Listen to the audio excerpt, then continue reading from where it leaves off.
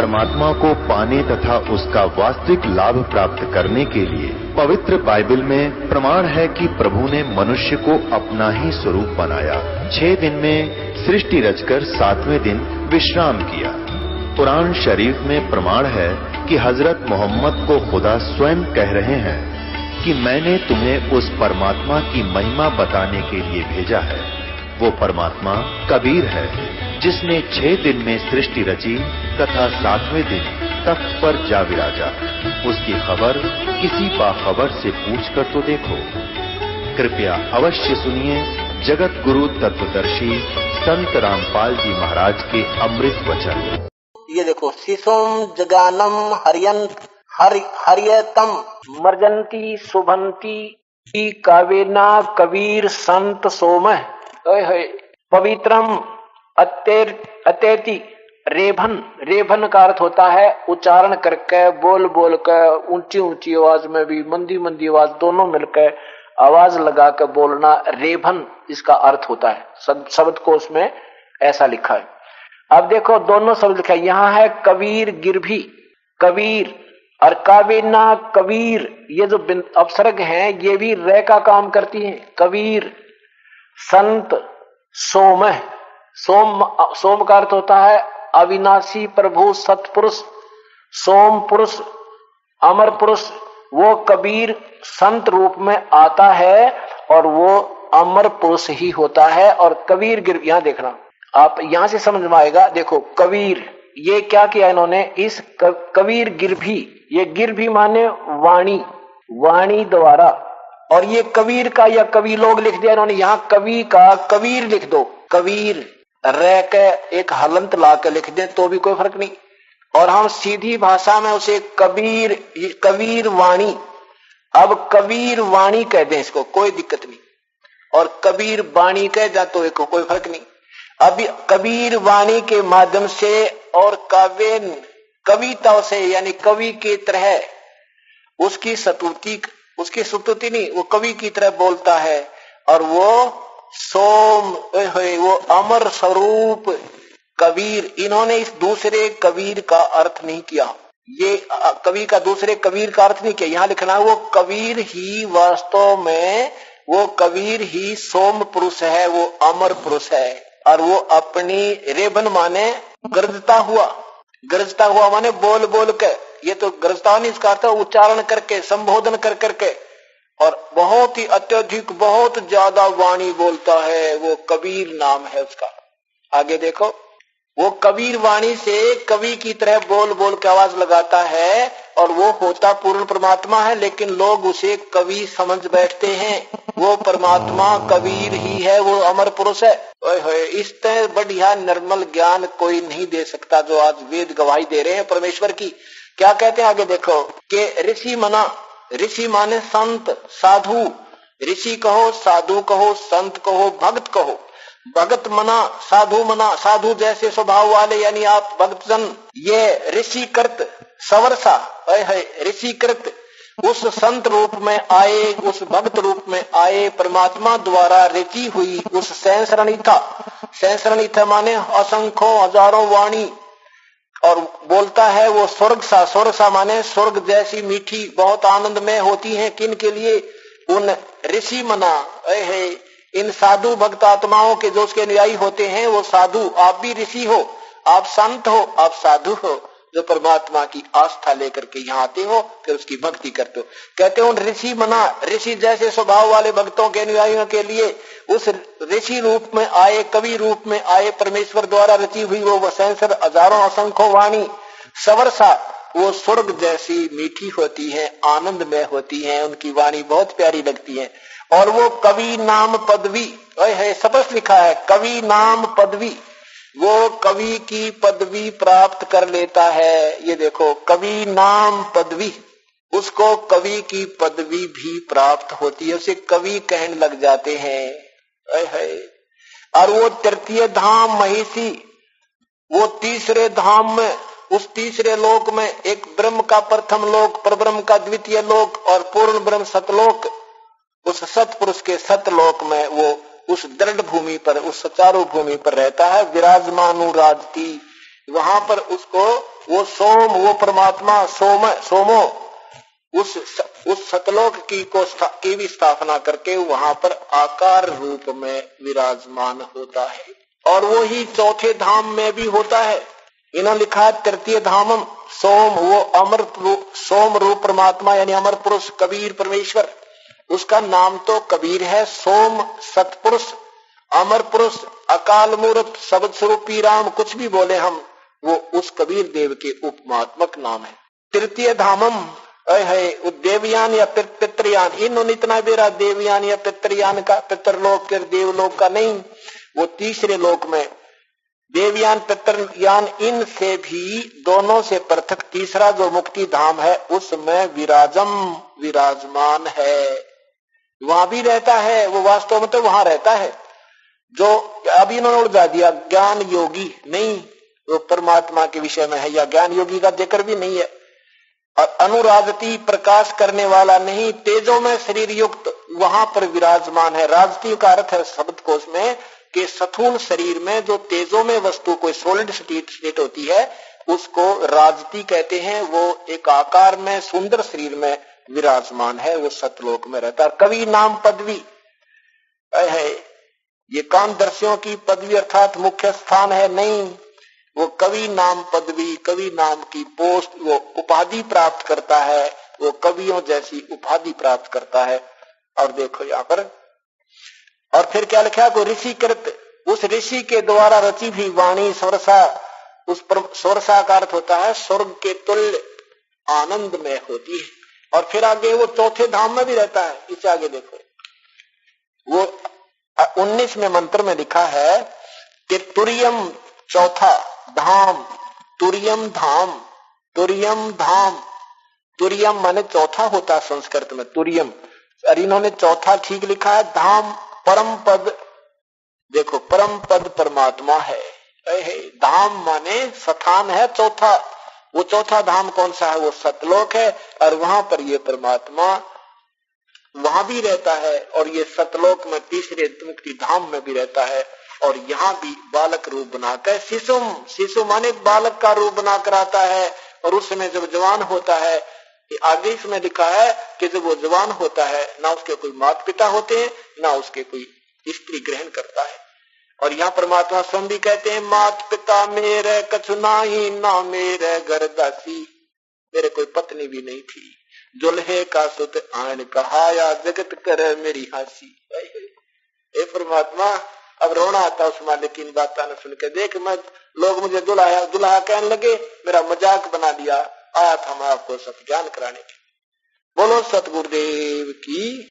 आज ये जो उपलक्ष्य में जो समागम बना जा रहा है, परमेश्वर ने आकर के आदरणीय गरीबदास नाम का एक और पौधा लगाया, और उस पौधे से आज ये इतना बड़ा बाग बन गया। आदरणीय गरीबदास साहिब की रजा, कबीर परमेश्वर की मेहर से आज ये इतना बड़ा और बाग लग गया। तेरे लगे सत्संग बाग हो बाग, गरीबदास चमन के माली, तेरे लगे बाग हो बाग, गरीबदास चमन के माली, तेरे लगे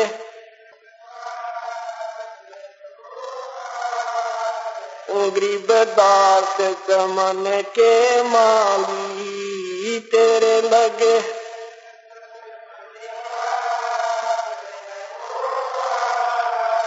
गरीबदास चमन के माली। सत्संग से सोधी आवे, नहीं जीव 84 में जावे। सत्संग से सोधी नहीं जीव 84 में, इब मेटो द्वेष और राग हो रहा, या उम्र बतेरी जाली, अब मेटो द्वेष और राग हो रहा, या उम्र बतेरी जाली, तेरे लगे सत्संग बाग, गरीबदास चमन के माली, तेरे लगे रखत संग बागे। गरीबदास चमन के जो नर सत्संग में आते, परवतन की मेवा खाते। जो नर सत्संग में आते, परवतन की मेवा खाते। उनके मर जासन से नागे होना, जिन सुरत पूरे गुरु में लाली। उनके मर जासन से नागे हो नाग, जिन सुरत पूरे गुरु से लाली। तेरे लगे रसत संग बागे।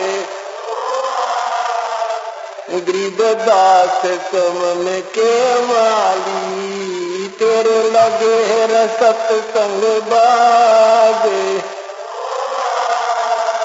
गरीबदास चमन के माली, सत्संग में बूटे साधु, एक से एक अगाधु।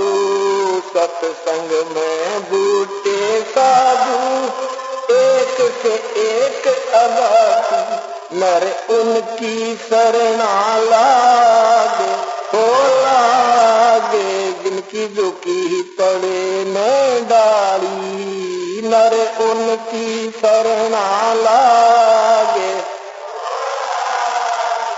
जिनकी झुकी तड़े में डाली। तेरे लगे रे सत्संग बागे हो बागे। गरीबदास चमन के माली, तेरे लगे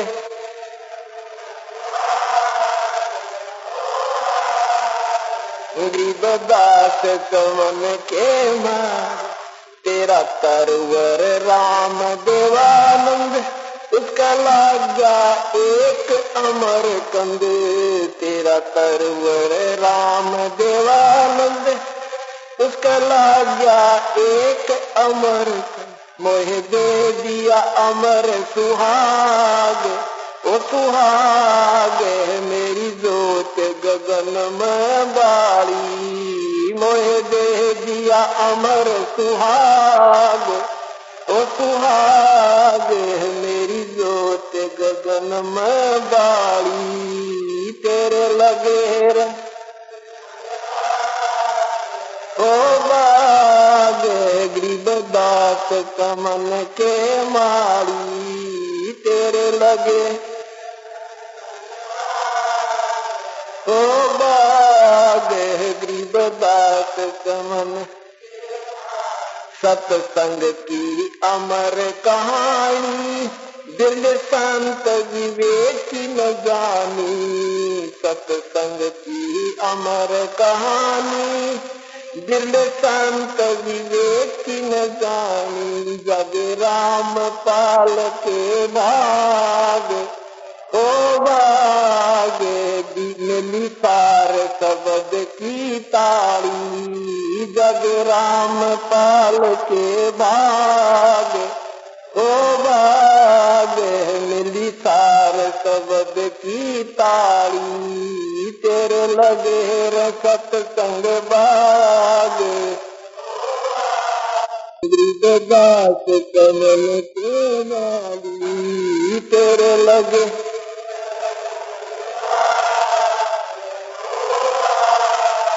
गरीबदास चमन के माली।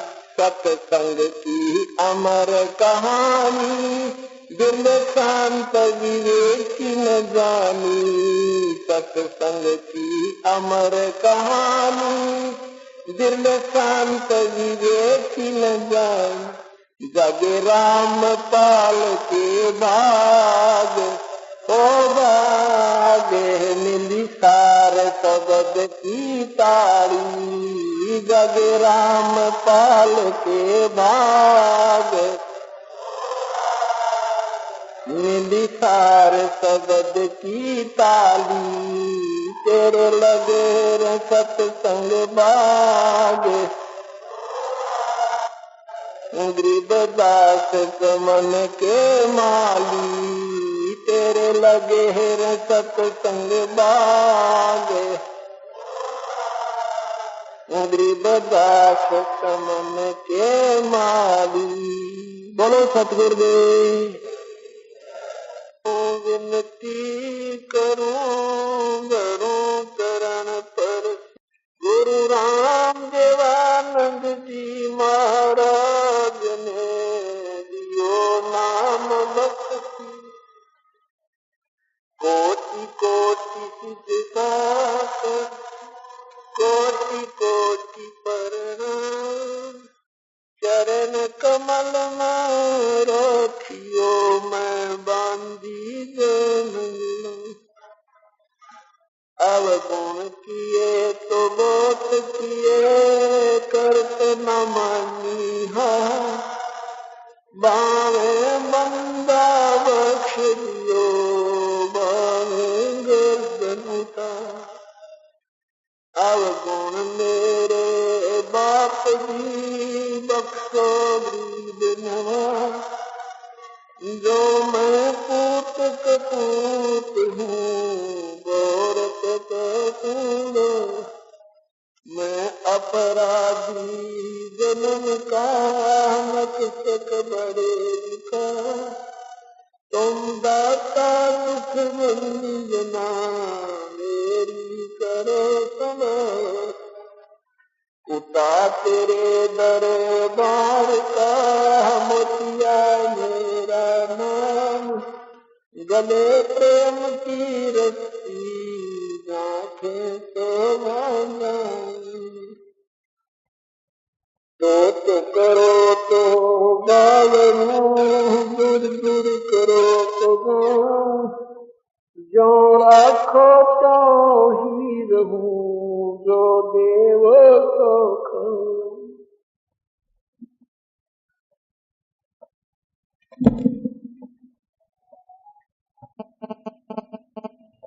राम नाम रटते रहो जब तक घट में प्राण।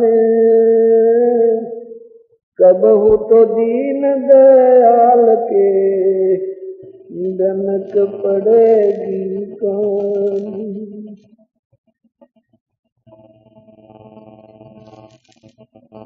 कबीर हरि की भक्ति करो तद विषय रस चौथी। बार बार ना पाओगे या मनुष्य जन्म की मौज।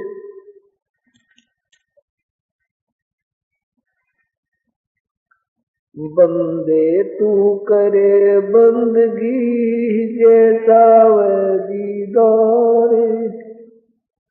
अवसर मानुष जन्म का मिले न बारंबार।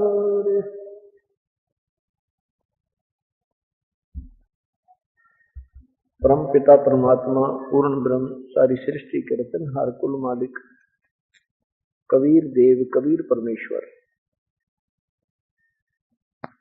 अपने सतलोक से चलकर अपनी जानकारी आप ही यहाँ प्रदान करने के लिए एक संत, एक ऋषि, एक सतगुरु का रूप धारण करके एक भूमिका करते हैं।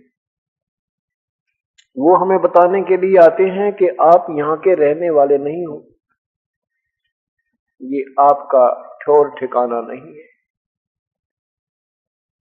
उस परमपिता को भूलकर, उस परमपिता को छोड़कर हम यहाँ कितना कष्ट उठा रहे हैं, ये हमें ये भी भूल पड़ चुकी है कि हम कितने दुखी हैं।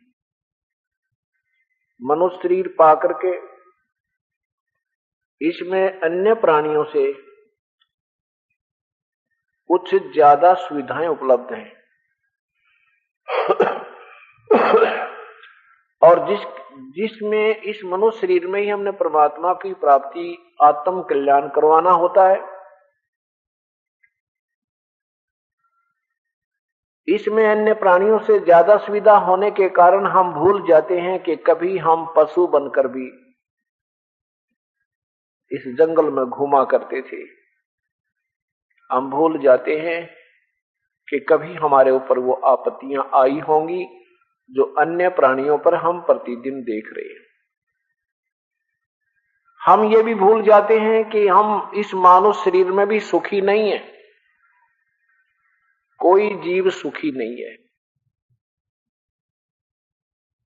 अब जैसे हमने इस दुख को भी सुख मान लिया, कबीर परमात्मा हमें याद दिलाते हैं, कबीर झूठे सुख को सुख कहे, ये मान रहा मन मोह दे, ये सकल चबीना काल का भाई, कुछ मुख में कुछ गोदे। ये सब काल आहार है और ये सब उसने अपनी व्यवस्था इसीलिए की हुई है। काल को श्राप लगा हुआ है 1 लाख मानव शरीरधारी प्राणियों का नित आहार करने का। इसीलिए उसने हमें ये सुविधाएं दे रखी हैं। कबीर परमात्मा ने अपनी प्यारी आत्मा आदरणीय धर्मदास साहिब को बताया कि धर्मदास,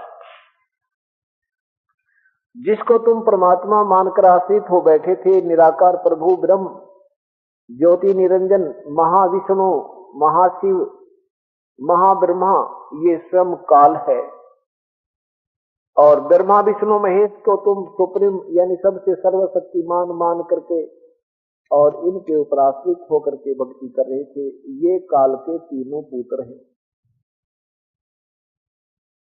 इन तीनों के विभाग बांट रखे हैं। ब्रह्मा जी रजोगुण विभाग के मंत्री हैं, विष्णु जी एक दूसरे में मोह ममता पैदा करके यहाँ इस काल के जाल में रोके रखने वाले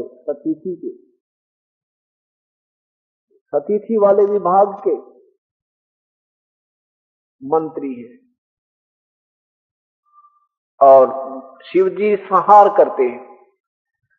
हम पहले सुना भी करते थे कि 3 भगवान हैं, ब्रह्मा शरीर बनाता है, विष्णु पालन करता है, शिव जी संहार कर देता है। पर ये समझ में नहीं आती थी ये ऐसा क्यों कर रहे हैं। पहले हमें पैदा करवाते हैं, फिर हमारा पालन करते हैं, फिर हमें मार देते हैं। ये कहानी नहीं समझ में, ना सोचने की इतनी आवश्यकता हमने समझी थी। इतनी सोचने पर भी दिमाग नहीं लड़ाया था, इतनी बुद्धि का प्रयोग नहीं किया था कि ऐसा क्यों हो रहा है। क्योंकि पवित्र गीता जी में ये गीता जी को बोलने वाला ब्रह्म कह रहा है कि सब प्राणियों की बुद्धि मेरे हाथ में है। जब चाहे इनको बुद्धि प्रदान कर दूं, जब चाहे इनको बेबुद्धि कर दूं। और बलवानों की शक्ति मेरे हाथ में है, जब चाहे इनको शक्ति दे दूं, जब चाहे क्षीण कर दूं। जैसे भगवान श्री राम सीता जी के वियोग में रो रहे थे जब रावण ने सीता जी का अपहरण कर दिया था। भगवान श्री राम की बुद्धि ऑफ कर दी काल में, वो नहीं सोच सके कि सीता जी को कौन उठा लेगा।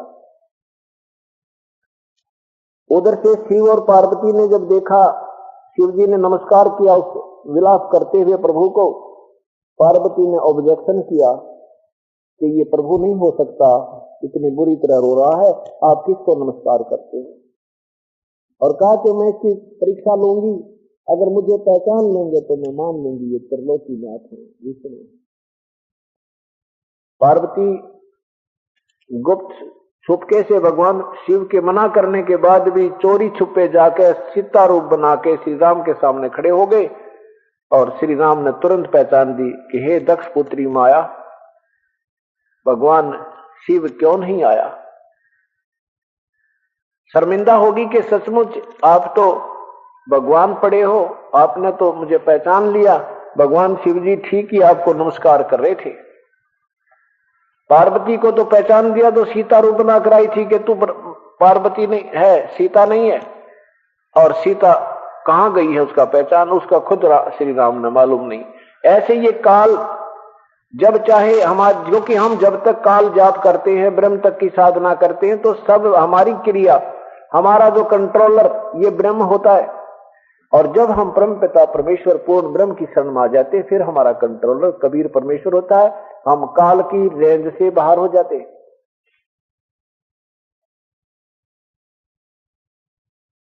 जैसे भगवान श्री कृष्ण जी का पूरा कुल विनाश होने के उपरांत और भगवान श्री कृष्ण जी का भी देहांत होने के उपरांत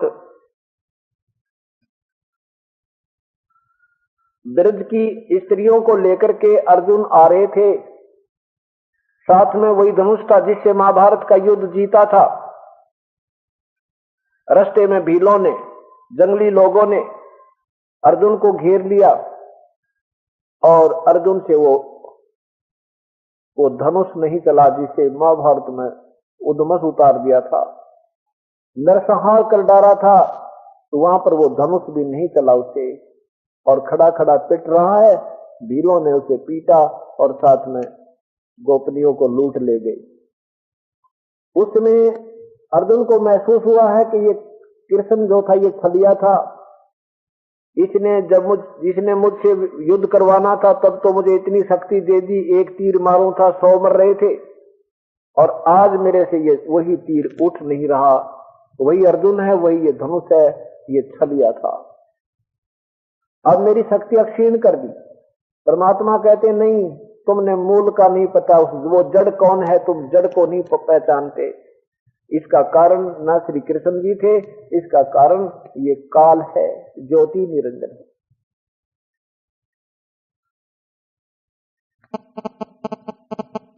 इस काल भगवान ने हमारी बुद्धि यहां तक नहीं जाने दी, ना किसी ऋषि की जाने दी, ना किसी महर्षि की जाने दी। अपनी अपनी डफली आप बजा बजू के सारे चले गए। न वेदों का ज्ञान हुआ अभी तक, क्योंकि वेदों में प्रमाण दिया है कि उस पूर्ण परमात्मा से पूर्ण मोक्ष होता है, और उस पूर्ण परमात्मा के बारे में वेद बोलने वाला ब्रह्म कहता मैं नहीं जानता उस परम पिता की साधना को। उसके लिए कोई तत्वदर्शी संत की तलाश कीजिए और फिर जैसे वो साधना बताएं वैसे कीजिए। मैं भी उसी की पूजा करता हूं, लेकिन वो कैसी पूजा करते हैं? काल केवल एक ध्यान लगाता है, ध्यान से एक तप बन जाता है, तप के बदले राजकीय सुविधाएं प्राप्त होती हैं, लेकिन वास्तविक मंत्र काल को भी पता नहीं। अब जैसे कोई ध्यान लगाता है, तप करता है, उसका भी बेनिफिट मिलता है, उसमें सिद्धियां आ जाती हैं। तब से अगले जन्म में वो राजा बन जाता है, तीसरे जन्म में गधा बन जाता है। हर धार्मिक क्रिया का जो भी कोई प्रयत्न प्रभु के नाम पर करता है उसका अवश्य लाभ मिलता है, लेकिन वो लाभ नहीं मिलता जो इस 3 नाम के जाप से और विधिवत साधना से आपको प्राप्त होता है। अब जैसे किसी ने ग्वार बो लिया तो ग्वार का भी लाभ है, किसी ने जवार बीज दी तो जवार का भी लाभ है, और किसी ने भांग बीज दी तो भांग का भी लाभ है, लेकिन कनक बीजनी पड़ेगी अगर जीवन हमने अपना जीवन रक्षा के लिए। इसी प्रकार से साधना हमारी आत्म कल्याण और पूर्ण मोक्ष के लिए यही मार्ग है, यही रास्ता, ये साधना है, ये विधि है, और यही इसका संविधान और कानून है जिसको हमने आजीवन निभाते हुए परमात्मा को पाना है।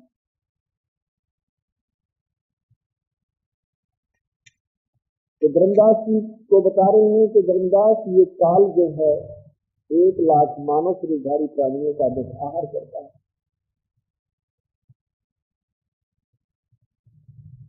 कैसे करता है कि जैसे कसाई बकरे पालता है। ये पवित्र विष्णु पुराण के अध्याय नंबर 2 में लिखा है कि विष्णु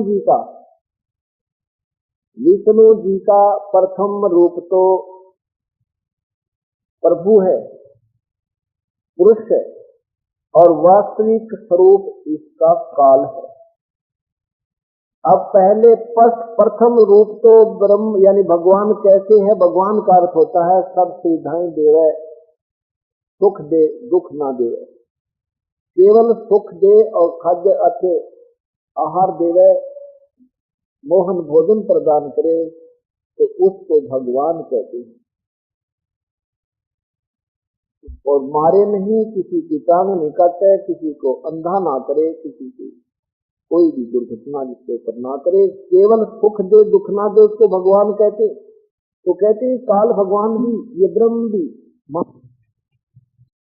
हम ही हो, लेकिन ये भगवान नहीं, ये काल है, इसका परम रूप काल है। जैसे कसाई बकरे पालता है, उन बकरों के लिए वो कसाई ना जाने कितनी सुविधा करता है, चरागाह बना देता है, ऐसा कोई झाड़ बोझ लेकर खरीद लेता है जमीन, उसमें छोड़ देता है, चारों तरफ उसके एक बाड़ बना देता है उसकी रक्षा के लिए, छाया बना देता है, ऊपर गर्मी सर्दी से बचने के लिए एक तालाब बना देता है उनके पानी आदि का पीने के लिए, और जाता है जब अपने हाथों से उसका चारा भी डाल देता है, उनको जाकर देखता है कई बार ऐसे।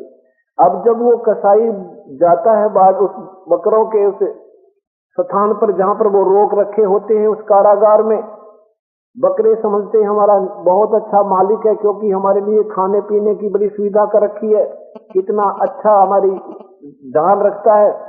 और जो ही वो कसाई उस बकरों के स्थान पर आता है, उस रोके हुए बाड़े में आता है, तो बकरे उसको अपना निजी मालिक मानकर, सुखदाई भगवान स्वामी मानकर उसके ऊपर ऐसे पैर उठाकर और प्यार देने के लिए और प्यार देते हैं, और जीभ से चाटते हैं, उसको प्यार देते हैं कि ये बहुत ही अच्छा आदमी है, इसने हमारे लिए चारे का प्रबंध किया है, पानी का प्रबंध किया है, गर्मी सर्दी से बचाव की व्यवस्था बहुत अच्छी की है, कितना दयालु है।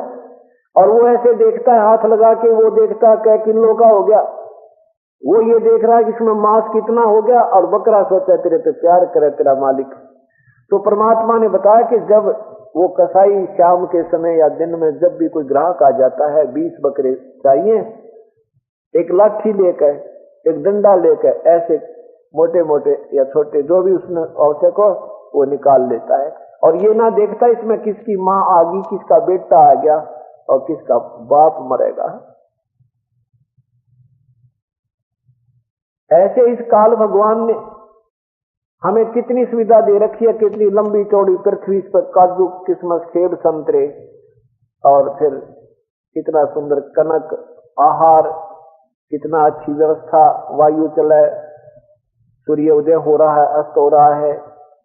इन सब सुविधाओं को देखते हैं तो यो दिखा भाई भगवान पड़ा है, बहुत ही बढ़िया, ये तो कमाल की बात है, भगवान ने कितनी सुविधा दे रखी है।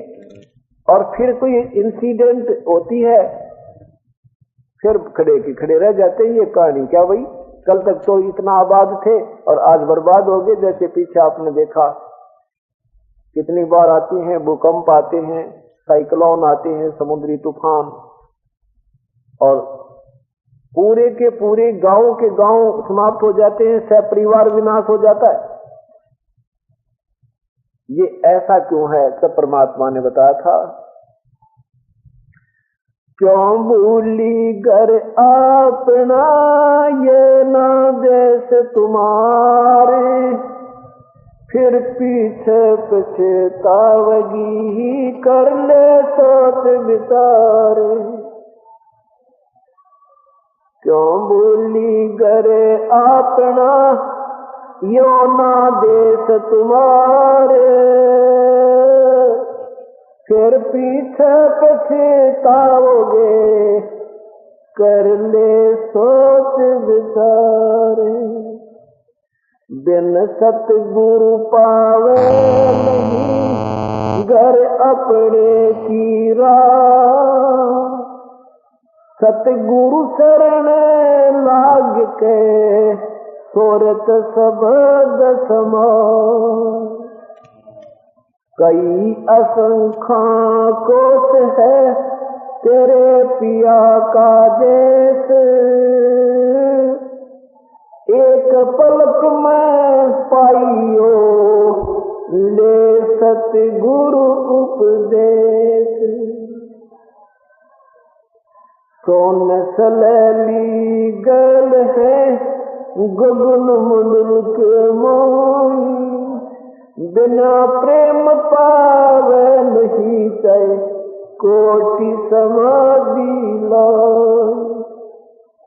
नितानंद लोला के चढ़ो मैल मंजारी, फिर ना भव जल आइयो हो ये सुपना संसारी।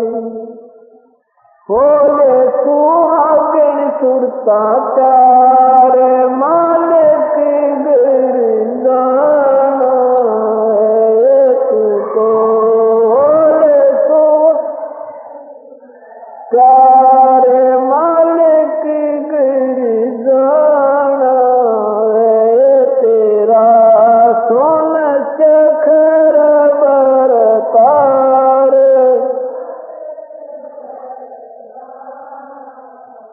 नाले धोले ओढ़ पैर लेकर सोला श्रृंगार, नाले धोले ओढ़ पैर लेकर सोला श्रृंगार। आज नहीं तो तड़के परसों आएंगे तेरे लनियार, मालिक तेरा ओले सुहागन सुरता चार। है तेरा सोन शेखर बरतार, है तेरा सोन शेखर बरतार।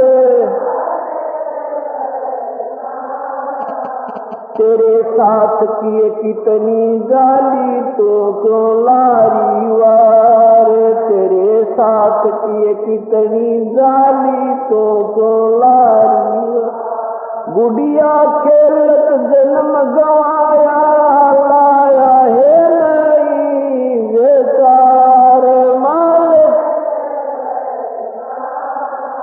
है तू तो होले सुहागन सुरता चार।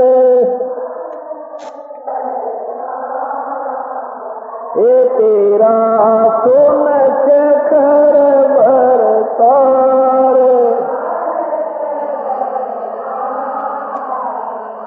सतगुरु मारे बानिया है करते बनज गवार, सतगुरु मारे बानिया है करते दिन डांडी बिन पाल रहे तोले दिया संसार। मालिक तेरा सोन शेखर बरतार, कहे तेरा सोन शेखर बरतार। कहे तू तो होले सुहागन सुरता चार, कहे तू तो होले सुहागन सुरता चार। सोन शिखर में सेज पिया की हंस हंस कर ले प्यार, सोन शिखर में सेज पिया की हंस हंस कर। कह कबीर सुनो मेरी सजनी लूटो न अजब बहार, मालिक तू तो होले सुहागन सुरता चार। कहे तेरा सोन शेखर बरतार, कहे तेरा सोन शेखर बरतार।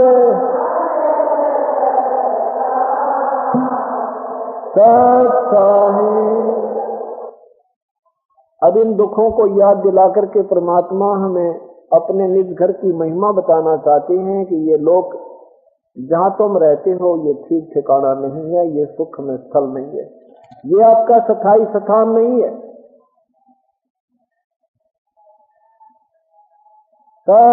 साहेब के क्यों भूली घर आपना, ये ना देश तुम्हार, ये आपका यहाँ छोड़ ठिकाना नहीं है, इसको मृत्यु लोक बोलते हैं। भाई बाकी तो बैठ जाओ, इसने बाहर निकाल लो इस बैठ। बहुत युगों के पाप हमने इकट्ठे किए हुए हैं। आज विचार कीजिए, जिनको सुख सुविधा उपलब्ध है वो इंसान सत्संग की तरफ सोचते भी नहीं, और फिर कोई आपत्ति आ जाती है, फिर कहते हैं कहीं ले चलो मुझे। एक बहन ने नाम ले रखा था, उसके पति ने उपदेश नहीं दिया। हम भी गए घर पे, बहुत समझाया, पहले घर घर जाते थे, तो वो कहने लगा जी मैं इसको तो ना मना नहीं करता, लेकिन मेरे बस की बात नहीं। क्यों बस की को ना बताओ, इसमें के पहाड़ उठाना है भाई, भगवान का भजन करना है, बीड़ी शराब मांस तम्बाकू त्याग देनी है। वो बहन कहने लगी यही बीमारी है जी, सामने गुटी लावा, फौजी आदमी है, रिटायर हो रहा है, 5-4 बोतल मिल रहे हैं और कुछ पेंशन वाली, यह बीमारी यह है, शराब नहीं छोड़ सकता। बहुत को समझाने की चेष्टा की कि देखो ये तो शराब भी त्यागनी पड़ेगी, कल शरीर छूट जाएगा, पशु बन जाएंगे, सब सुविधाएं जाएंगी, और शराब तो वैसे भी पीने की चीज नहीं, हुक्का बीड़ी तो मनुष्याहार नहीं है, ये तो राक्षसों का आहार था। नहीं माना, बिल्कुल नहीं माना। 2-3 वर्ष तक उसकी पत्नी भी प्रार्थना करती रही, चलो शुक्र है वो उसको नहीं मना करता था, ये भी फिर वो भी ढीली पड़ गई, उसने भी आना बंद कर दिया। फिर क्या हुआ कि उसको बहुत भयंकर बीमारी बन गई, दोनों किडनी फेल हो गई 2-3 साल के बाद, दोनों गुर्दे खराब हो गए, डॉक्टरों के पास ले गए, 2-3 लाख रुपए लग लिए, फिर आखिर में सब झाड़े झूड़े भी लवा लिए। अंत में फिर कहा कि मुझे एक बार वहां महाराज जी से नाम दिला दो। एक भक्त ने जो अपना सेवक था, उसने फिर कहा, उसका रिश्तेदार लगता था कि आप वहीं से उपदेश ले लो, एक बार हो सके कोई सुनाई बन जाता है। फिर ने बोला मुझे कहीं ले चलो। फिर यहाँ आए, मैंने उसको पहचान लिया। वो कहने लगी बहन जी, अब मैंने भी बहुत, मेरी भी इसने भक्ति बिगड़वा दी, मेरा भी नाम छुड़वा दिया, मैं भी दिल्ली पड़ गई, और अब नो कह कि ले चलो, मैं ठीक हो जाना चाहिए। अब क्या बताते हैं परमात्मा, कबीर सुख में दुख में सिमरन सब करे, सुख में करे ना कोई, जे सुख में सुमरण करे, दुख कहे को होई। कबीर सुख में सुमरण किया नहीं, फिर दुख में करते याद, कह कबीर का दास की कैसे लगे फरियाद। अब नाम भी दे दिया हमने उसको, कोई बात नहीं, उपदेश तो ले ले, चल कुछ तो काम आएगा ही तेरे। फिर अंत में उसका महीने के अंदर देहांत भी हो गया। अब कहने का भाव ये है दास का कि इस मनुष्य जीवन का जब हमें पूर्ण ज्ञान होगा कि क्यों मिलता है, इसका वास्तविकता क्या है, इसके पीछे क्या राज है, तो फिर हमारा जो इंटरेस्ट बनेगा इसमें 10 श्वास भी अगर भक्ति के सही ढंग से मिल गए तो भी इस पूरे जीवन का सफल होगा। आपको इसका ज्ञान नहीं इस मार्ग का, हम दास को इस बात का बहुत ए से लेकर जेड तक ज्ञान परमात्मा ने करा दिया, यानी तकरीबन बहुत मेर कर दी मालिक ने, इसका हर एक स्थिति का पता लग गया। अब ठीक है, जिसको अभी किसी को मालूम ही नहीं है कि मैंने नाम भी ले लिया, फिर भी मेरे को आपत्ति आ गई है, तो आपको नहीं मालूम, उसका राहत बहुत मिली है।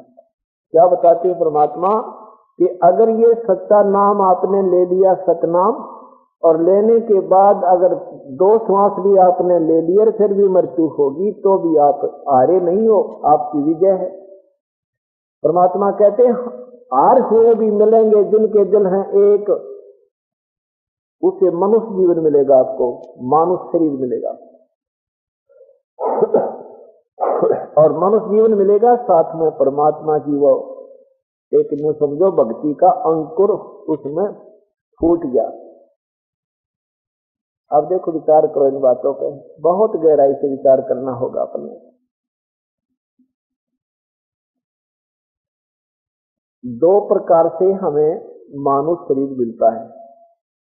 एक तो मिलता है पिछले भक्ति संस्कार से, संस्कार वर्ष भी अभी 2-4 वर्ष मनुष्य जीवन के 2-4 मनुष्य जीवन थे, उस भक्ति के आधार पर मनुष्य शरीर प्राप्त होता है।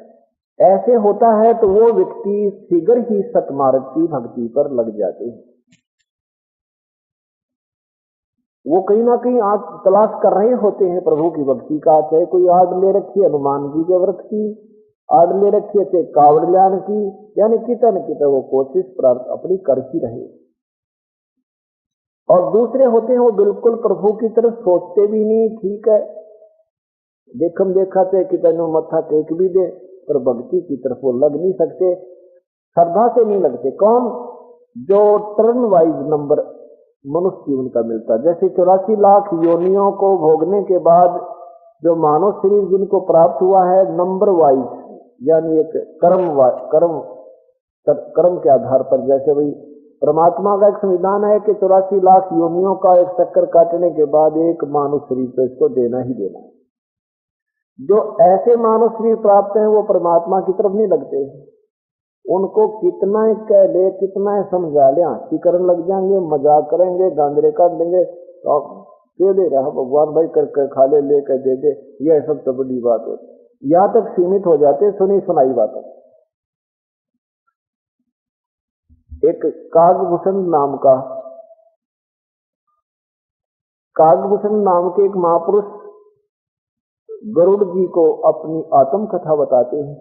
गुरुड़ जी के पूछने पर गुरुदेव ने पूछा कि हे कागभूषण जी, आपकी जो भक्ति साधना है इससे इतना आनंद आता है आपके पास बैठने से, बहुत ही खुशी होती है, ये उपलब्धि आपने कैसे मोर्चा मारा, कैसे जीता ये मोर्चा भक्ति का? कागभूषण ने कहा कि बताऊं गुरुदेव, यह लंबी कहानी है मेरी। गुरुदेव ने कहा कि आज तो सारी ये बता दे, मेरी बहुत इच्छा है। गुरुदेव कागभूषण जी कहने लगे कि मैं मनुष्य जीवन में था, 20 वर्ष की मेरी आयु थी, उस समय मेरे बहन भाई भी थे, मेरी माता पिता भी थे, बड़ा पूरा परिवार था। एक दुर्भिक्ष गिरा, अचानक काल गिर गया। काल इतना भयंकर अकाल गिरा कि कोई खाना पीना कई महीनों तक कोई भी घास फूस भी उपलब्ध नहीं हो रहा था, पत्ते भी वृक्षों के तोड़ के प्राणियों ने खा लिए थे। मैं सबसे बड़ा था, मेरे से छोटे बहन भाई मेरी आंखों के सामने भूखे तड़प कर प्राण त्याग गए। मेरे माता पिता भी नहीं भूख सहन कर सके, वो भी मर गए। मैं जवान था और मैं उनका करके वहां अंतिम संस्कार, और मैं उस स्थान को छोड़कर निकल गया बाहर। अवंतिका नगरी में पहुंचा, वहां जाने के बाद मैंने आहार किया, वहां अकाल नहीं था, और मन में ये आने लगा ये क्या कहानी थी। अब एक में 20 दिन 10 दिन पहले तो सब बड़ा पूरा परिवार था, बहन भाई अपना प्रेम से रहा करते थे, माता पिता का प्यार प्राप्त था, और आज ये के सांग होया, ये क्या जीवन होया, ये भगवान ये के कहानी हुई, ये कहाँ बताओ भाई, ये भी कोई बात हुई। यानी मन में ऐसी प्रेरणा और दुख, बहन भाई परिवार का जो विछोह था वो भी नारा, बहुत रो रहा था और सोच रहा था ये क्या जीवन होया भाई, बता कल तक तो हम ठीक ठाक थे, आज कोई नहीं मेरा। इतने में एक मंदिर के अंदर एक शिव जी का पुजारी, एक महापुरुष, एक ब्राह्मण शिव पुराण की कथा कर रहा था। प्रसंग चल रहा था कि ये मानव जीवन परमात्मा पाने के लिए प्राप्त होता है, और प्रभु भक्ति ना करके ये प्राणी उस वास्तविक लाभ से वंचित रह जाता है। ये 2 दिन का जीवन है, ये तो आज नहीं तो कल, कल नहीं तो परसों, कभी ना कभी इसने सबने जाना होगा। कबीर परमात्मा भी कहते हैं साथी हमारे चले गए, हम भी चालन हारे, कोई कागज में बाकी रही, साथ लागरी वारी। फिर कबीर परमात्मा में सांत्वना देते हैं कि तुम यहाँ जीने की, जो तुम्हारे साथी बहन भाई पुत्र पुत्री या कोई रिश्तेदार की मृत्यु होगी और आप इतने चिंतित हो रहे हो, कहते हैं क्या आपकी मृत्यु नहीं होगी? क्या बताते हैं परमात्मा?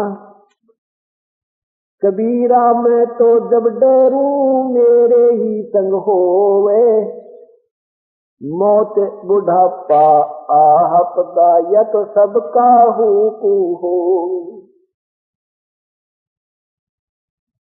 क्या बताते हैं कि मैं तो तब चिंतित हो ना, ये मेरी ये गिला अनहोनी हुई और मेरे घर में भाई मेरा कोई पति मर गया या पत्नी मर गई, कोई रिश्तेदार या पुत्र पुत्री मर गई, मैं तो जब तक दुखी हो गया मेरी जेल अनहोनी होगी, बहुत बूंदी बनी और के साथ कुछ भी ना होगी। परमात्मा कहते हैं अपने को भी मरना होगा, ये करें किसका सो होगी। अगर हमने ना मरना हो ना, कोई और मर गया हमारा साथी बहन भाई, तो लोग फिर तो दुख भाई ठीक था, ये तो बहुत माड़ी बनी और कल में आप भी जा सकते हो। ये तो क्या बताते परमात्मा? कबीर बेटा जाया खुशी हुई और बहुत बजाएगा थाले, आवन जावन लगा हुआ है यो कीड़ी का नाली। ये ताना गाना लग रहा है जो चीटी का नाल 1 लाख जा रहे हैं, 1.25 लाख आ रहे हैं, टक्कर बाज रही है भाई रोजाना का। ये असंख्य जन्म हो गए मरचा में, ये कोई नई कहानी नहीं बनेगी।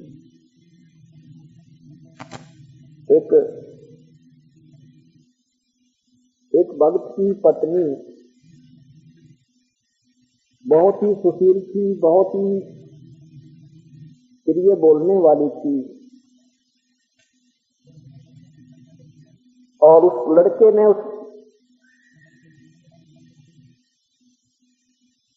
उसकी पत्नी ने और उन दोनों ने गुरुदेव के विचार सुने संत के। संत ने कहा बेटा नाम ले लो, तुम उपदेश ले लो। अब उस दोनों ने संत के विचार सुने, उपदेश ले लिया। उपदेश तो ले लिया, लेकिन वो जो व्यक्ति था, वो लड़की तो खूब श्रद्धा से लगी भक्ति कर। 3 वर्ष के बाद वो लड़की की मृत्यु होगी, उसकी पत्नी की मृत्यु होगी बीमार होकर के। और वो उसका पति जो था, वो लड़का, वो भगवान को कम और उस लड़की को ज्यादा चाहता था। और वो कहती थी कि आप भक्ति करो, परमात्मा ने याद करो। गुरुदेव क्या क्या शिक्षा देते अपने को, लेकिन फिर भी वो उसकी श्रद्धा प्रभु में नहीं बन पा रही थी। उस लड़की की मृत्यु होगी, मृत्यु होगी तो गुरुदेव के पास गया, कहने लगा गुरुदेव, यानी गया नहीं फिर, और बल्कि दूसरों के कहने से और सत्संग भाइयों से कहने से, भाई चल तू सत्संग में चल। बोला क्या लूंगा सत्संग में, क्या रखा मेरा सत्संग में। और अब मुझे तो अब कोई विश्वास नहीं रहा किसी पर। उन्होंने कहा भाई कोई बात नहीं, परमात्मा के चरणों से दूर होने से तो हानि है, लाभ तो होगी नहीं। पर नहीं, काफी दिन के बाद वो फिर चला गया। संत ने कहा बेटा तू भक्ति ना छोड़, अब परमात्मा के चरणों में जो हुआ इसको होने दे, इसमें होने में तेरा हित है। अब वहां तो नहीं बोला, बाहर आके कहता बता भाई इसमें भी क्यों हित है, मेरी पत्नी चली गई जिसको मैं सबसे ज्यादा चाहता था, अब मुझे तो जीवन आसार लग रहा है। फिर भी जैसे तैसे वो सत्संग में आता रहा, सत्संग सुनता रहा, विचार सुनता रहा। 1 वर्ष के बाद उसको उसकी पत्नी दिखाई दी। उसने कहा कि मैं पुनर्जन्म प्राप्त कर चुकी हूं, मेरी चिंता मत करो आप, और आप जो है मेरे को, अगर मैं जीवित रहती तो तू भक्ति नहीं करता 7 जन्म भी, अब तेरा जीवन सुधर गया, अपना भगवान बदले बावले। ये आइए तेरा कितने जन्म के नाते तेरे और मेरे, तू मर जाता तब मैं किसके साथ जाती, क्या मैं तेरे साथ मरती थी। अपनी भक्ति कर ले परमात्मा के, एक एक वचन को याद रख। परमात्मा हमारे अहित में नहीं होते।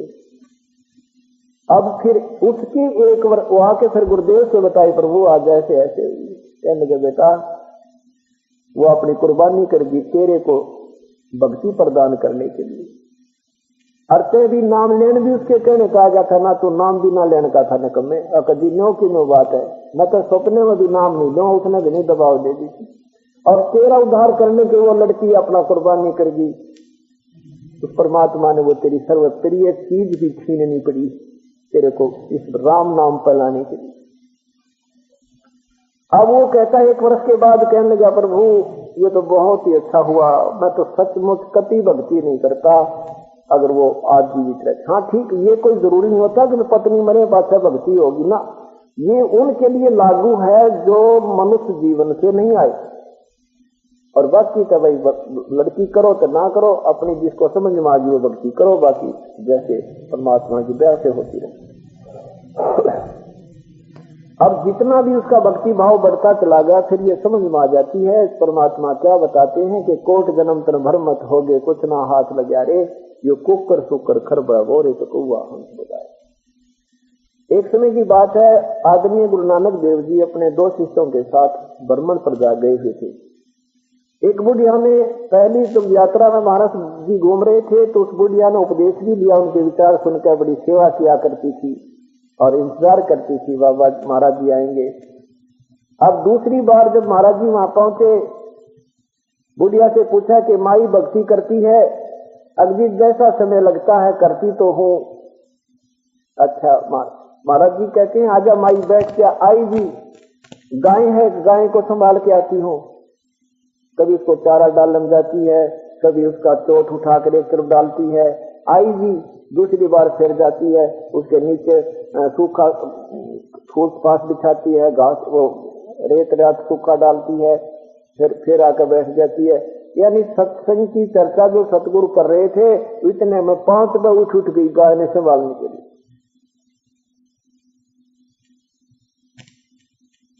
सुबह उठ सुबह सतगुरु जब चलने लगे गुरु नानक देव जी, कहने लगे माई भगवान करे तेरी गांव मरियो। हमारी इसके मुंह का ना देखा, गांव में प्यार करवा गना, गऊ को तो बहुत प्यार कर रही थी कि रब करे तेरी गांव मरियो। उठ और नो कह के चल पड़े। अब शिष्यों ने सोचा गुरु जी से रो काट दिया, या इतनी सेवा करे थी और इसको यू आशीर्वाद दे दिया कि रब करे तेरी गांव मरियो, या अगली बार टूक देना बुढ़िया गई दरकाएगे। वो तीसरे चौथे दिन गाय बीमार होगी, वह गऊ मर गई।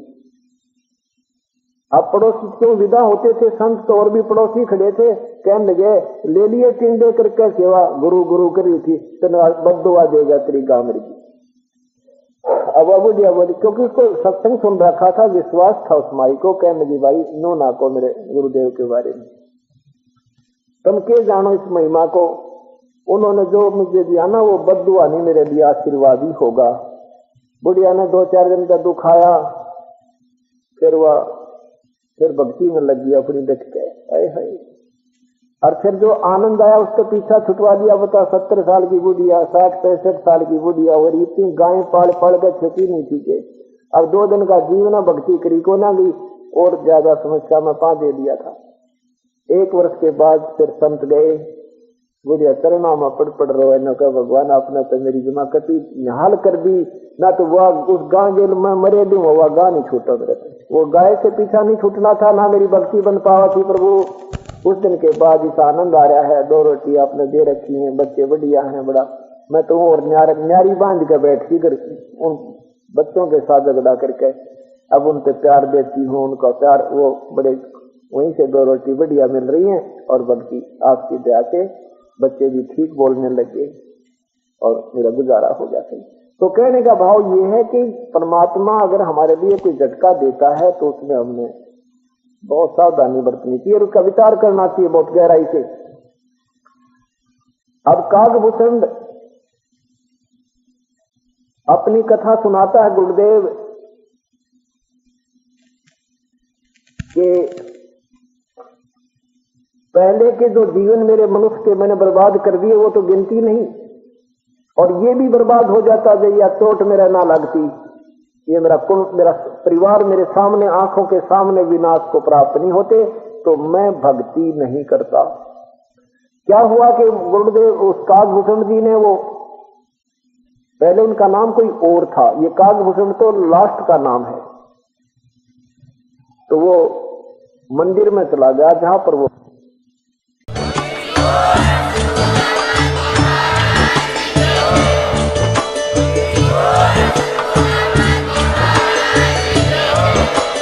आप सुन रहे थे जगत गुरु तत्वदर्शी संत रामपाल जी महाराज जी के मंगल प्रवचन। अधिक जानकारी के लिए विजिट कीजिए हमारी वेबसाइट www.jagatgururampalji.org। संत रामपाल जी महाराज जी के शुभ आशीर्वाद से पूरे विश्व भर में 500 से भी ज्यादा नाम दीक्षा केंद्र हैं, जिन पर संत रामपाल जी महाराज जी द्वारा ऑनलाइन निशुल्क नाम दीक्षा दी जा रही है। अपने नजदीकी नाम दीक्षा केंद्र का पता करने के लिए संपर्क करें 8222880541।